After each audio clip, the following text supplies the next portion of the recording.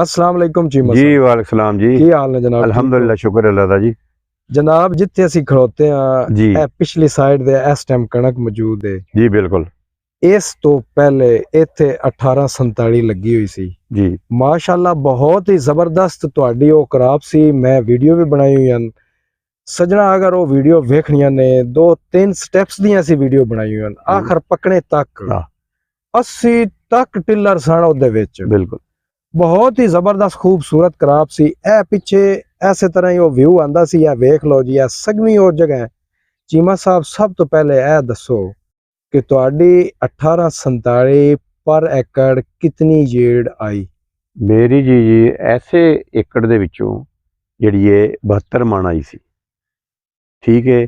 ਇਸ ਤੋਂ ਇਲਾਵਾ ਮੇਰਾ ਭਤੀਜਾ ਹੈ, ਉਹਨੇ ਲਾਈ ਸੀ, ਉਹਦੀ 80 ਮਣ ਆਈ ਸੀ ਪ੍ਰੋਡਕਸ਼ਨ। माशाल्लाह बहुत इदा मतलब है भी 72 तो लैके 80 मन का रिकॉर्ड मौजूद है जी बिल्कुल मौजूद है। बल्कि एक मेरा होर अजीज से दूर है कोई 5-7 मील, उन्हें मैंने कहा कि जी मेरी 85 मण आई। माशाल्लाह लेकिन माशाल्लाह ਇਹ ਜਿਹੜੇ 80 ਤੇ 72 ਇਹ जी ਸਾਡੇ ਐਸੇ ਇਸ ਜ਼ਮੀਨ ਚੋਂ ਨਿਕਲੀ ਹੈ ਤੇ ਨਾਲ ਜਿਹੜੀ ਇੱਕ ਭਤੀਜੇ ਮੇਰੇ ਦੀ ਨਾਲ ਜ਼ਮੀਨ ਹੈ ਉਹਦੇ ਚੋਂ ਨਿਕਲੀ 80 ਮਣ। 1847 ਤੇ ਕਿਹੜੀਆਂ ਬਿਮਾਰੀਆਂ ਵੇਖੀਆਂ ਜੇ ਔਰ ਉਹਨਾਂ ਨੂੰ ਕਿਵੇਂ ਕੰਟਰੋਲ ਕੀਤਾ ਜੇ? ਅਸੀਂ ਜੀ 1847 ਦੇ ਉੱਤੇ ਕੋਈ ਬਿਮਾਰੀ ਨਹੀਂ ਵੇਖੀ ਤੇ ਨਾ ਕੋਈ ਬਿਮਾਰੀ ਆਈ ਹੈ। ਲੇਕਿਨ ਅਸੀਂ ਇhtiyatan ਆਪਣਾ ਨਟੀਵੋ ਦੀ ਸਪਰੇ ਕਰ ਲਓ ਜਨਾਬ, ਇਸ ਜੋ ਵੀ ਵਾਇਰ ਵਗੈਰਾ ਦੀ ਕਰਦੇ ਸਾਂ ਉਹ ਇhtiyatan ਕਰਦੇ ਨੇ, ਲੇਕਿਨ ਉੱਤੇ ਕੋਈ ਬਿਮਾਰੀ ਨਹੀਂ। ਬਾਕੀ ਦੂਸਰਿਆਂ ਦੇ ਸਪਰੇ ਦੇ ਬਾਵਜੂਦ ਥੋੜੀ ਬਹੁਤੀ ਆਂਦੀ ਸੀ, ਲੇਕਿਨ ਇਸ ਤੇ ਕੋਈ ਬਿਮਾਰੀ ਨਹੀਂ। ਬਿਮਾਰੀ ਤੋਂ ਬਿਲਕੁਲ ਪਾਕ ਹੈ। ਚਾਵਲ ਦੀ ਫਸਲ ਭਾਵੇਂ ਜਿੱਡੀ ਵੀ ਸੋਹਣੀ ਹੋਵੇ ਨਾ ਡਿੱਗ ਜਾਵੇ ਤੇ ਤਬਾਹੀ ਹੋ ਜਾਵੇ। ਬਿਲਕੁਲ ਇਹ ਡਿੱਗਦੀ ਨਹੀਂ, ਬਿਲਕੁਲ ਨਹੀਂ ਡਿੱਗਦੀ। ਇਹਦੀ ਹਾਈਟ ਹੈ ਨਾਰਮਲ ਹਾਈਟ ਹੈ ਇੱਕ ਜਿੰਨੀ ਬਾਕੀ ਸਾਡੀ ਉਹਨਾਂ ਨਾਲ ਖਾਲਦ ਹੈ ਉਹ ਵੀ ਡਿੱਗ ਪਈ ਸੀ, 17-18 ਵੀ ਡਿੱਗ ਪਈ ਸੀ, 85 ਜਿਹੜੀ ਹੈ ਉਹ ਵੀ ਥੋੜੀ ਜਿਹੀ ਡਿੱਗ ਪਈ ਸੀ। ਲੇਕਿਨ ਇਹ ਬਿਲਕੁਲ ਇੱਕ ਪੌਦਾ ਵੀ ਇਹਦਾ ਕਿੱਲੇ ਦੇ ਵਿੱਚੋਂ ਨਹੀਂ ਗਿਰਿਆ, ਨਾ ਹੀ ਮੇਰੇ ਭਤੀਜੇ ਦੀ ਗਿਰੀ ਸੀ। ਮਾਸ਼ਾਅੱਲਾ ਜ਼ਬਰਦਸਤ ਹੋ ਗਿਆ। ਹੁਣ ਚੀਮਾ ਸਾਹਿਬ ਇਹ ਦੱਸੋ ਕਿ ਤੁਹਾਡੇ ਹਿਸਾਬ ਦੇ ਮੁਤਾਬਕ ਆਉਂਦਾ ਜਿਹੜਾ ਸਾਲ ਹੈ ਹਾਂ ਚਾਵਲ ਬੀਜਣੇ ਵਾਲੇ ਜਿਹੜੇ ਫਾਰਮਰਸ ਹਨ ਜੀ ਜੀ ਉਹ ਜ਼ਿਆਦਾਤਰ ਕਿਹੜੀ ਸ਼ੈ ਉਹਨਾਂ ਨੂੰ ਬੀਜਣੀ ਚਾਹੀਦੀ ਹੈ, ਕਿਹੜੀ ਕਿਸਮ ਬੀਜਣੀ ਚਾਹੀਦੀ ਹੈ? ਬਿਲਕੁਲ ਇਹਦੇ 'ਚ ਕੋਈ ਸ਼ੱਕ ਨਹੀਂ। ਜ਼ਿਮੀਂਦਾਰ ਨੂੰ ਉਹ ਚੀਜ਼ ਚਾਹੀਦੀ ਜਿਹਦੇ 'ਚ ਉਹਨੂੰ 4 ਪੈਸੇ ਮਿਲਣ ਤੇ ਜ਼ਬਰਦਸਤ ਜਿਹਾ ਪ੍ਰੋਡਕਸ਼ਨ ਉਹਦੀ 80 ਮਣ ਹੈ। 80 ਮਣ ਹੈ, ਤੁਸੀਂ ਉਹਨੂੰ 4,500 ਪਰ ਮਣ ਦੇ ਹਿਸਾਬ ਤੇ ਵੀ ਕਰੋ ਤੇ ਮੈਂ ਹੈ ਕੋਈ 4 ਲੱਖ ਦੇ ਕਰੀਬ ਬਣ ਜਾਂਦੀ। ਜੀ ਹਾਂ ਬਿਲकुल। ਕਿਹੜੀ ਫਸਲ ਹੈ ਜ਼ਿਮੀਂਦਾਰ ਨੂੰ ਕਿ 4 ਲੱਖ ਰੁਪਇਆ ਮਿਲੇ ਇੱਕ ਚੋਂ, ਦੂਸਰੀ ਚੋਂ ਵਿੱਚ 2-4 ਲੱਖ ਰੁਪਇਆ ਮਿਲ ਜੇ ਤੇ ਇਸੇ ਬਲਕਿ ਮੈਂ ਤੇ ਸਮਝਦਾ ਜ਼ਿਮੀਂਦਾਰਾਂ ਨੂੰ ਇਹਦੀ 2 ਦਫਾ ਕਾਸ਼ਤ ਕਰਨੀ ਚਾਹੀਦੀ। ਅੱਛਾ, ਸਾਲ ਵਿੱਚ 2 ਦਫਾ ਫਸਲ ਤੁਸੀਂ ਲੈ ਸਕਦੇ ਹੋ? ਜੀ ਇਹਨੂੰ ਅਪ੍ਰੈਲ ਦੇ ਵਿੱਚ ਇਹਦੀ ਲਾ ਦਿਓ ਤੇ ਮਈ ਚ ਲਾਣਾ ਸ਼ੁਰੂ ਕਰ ਦਿਓ ਤੇ 80 ਦਿਨ 85 ਦਿਨ ਚ ਇਹ 82 ਦਿਨ ਚ ਇਹ ਰੈਡੀ ਹੋ ਜਾਂਦੀ ਹੈ। ਉਸ ਤੋਂ ਬਾਅਦ ਕੱਟ ਕੇ ਦੁਬਾਰਾ ਫਿਰ ਲਾ ਦਿਓ। ਇੱਕ ਦੀ ਜਿਹੜੀ ਪਹਿਲੀ ਗੇਤੀ ਜ਼ਿਆਦਾ ਹੋਏਗੀ ਉਹਦੀ ਪ੍ਰੋਡਕਸ਼ਨ ਥੋੜੀ ਨਾਰਮਲ ਰਹੇਗੀ ਤੇ ਜਿਹੜੀ ਤੁਸੀਂ ਜ਼ਿਆਦਾ ਲਾਓਗੇ ਉਹਦੀ ਪ੍ਰੋਡਕਸ਼ਨ ਜਿਹੜੀ ਹੈ ਉਹ ਤੁਹਾਨੂੰ ਮਤਲਬ ਡਬਲ ਦੇ ਜਾਏਗੀ। ਯਾਨੀ ਕਿ ਇੱਕ 6 ਮਹੀਨੇ ਤੁਸੀਂ 2 ਫਸਲਾਂ ਦੇ ਵਿੱਚ ਲਾ ਸਕੋਗੇ। ਅਗੇਤੀ ਫਸਲ ਦੀ ਪ੍ਰੋਡਕਸ਼ਨ ਨਾਰਮਲ ਕਿਉਂ ਰਹਿੰਦੀ ਹੈ? ਨਾਰਮਲ ਹੋਏ ਕਿ ਉਹਨੂੰ ਉਹ ਜਿਸ ਟਾਈਮ ਹੁੰਦਾ ਨਾ ਉਹਦਾ ਦਾਣਾ ਬਣਨ ਦਾ, ਉਹਨੂੰ ਉਹ ਫੁੱਲ ਸੀਜ਼ਨ ਨਹੀਂ ਮਿਲਦਾ।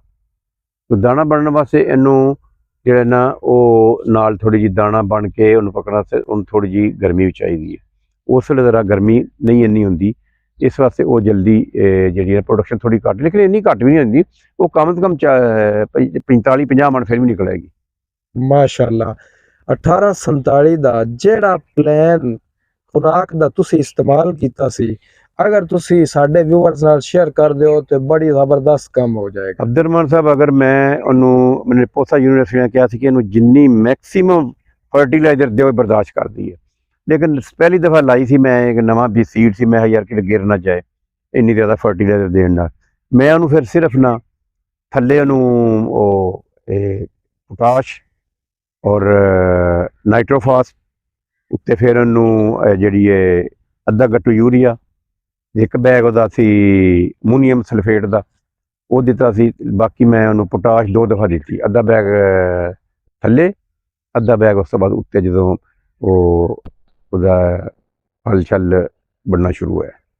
ਨਾਰਮਲ ਜੀ ਮੈਂ ਉਹਨੂੰ ਦਿੱਤੀ, ਨਾਰਮਲ ਚੀਜ਼ ਦਿੱਤੀ। ਅਗਰ ਮੈਨੂੰ ਫੁੱਲ ਦਿੱਤਾ ਜਾਂਦਾ ਨਾ, ਮੇਰੇ ਭਤੀਜੇ ਨੇ ਮੇਰੇ ਨਾਲ ਜ਼ਿਆਦਾ ਫਰਟੀਲਾਈਜ਼ਰ ਦਿੱਤੀ, ਉਹਨੇ ਜ਼ਿਆਦਾ ਫਰਟੀਲਾਈਜ਼ਰ ਦਿੱਤੀ, ਉਹਦੀ ਪ੍ਰੋਡਕਸ਼ਨ ਵੀ ਜ਼ਿਆਦਾ ਆ ਗਈ।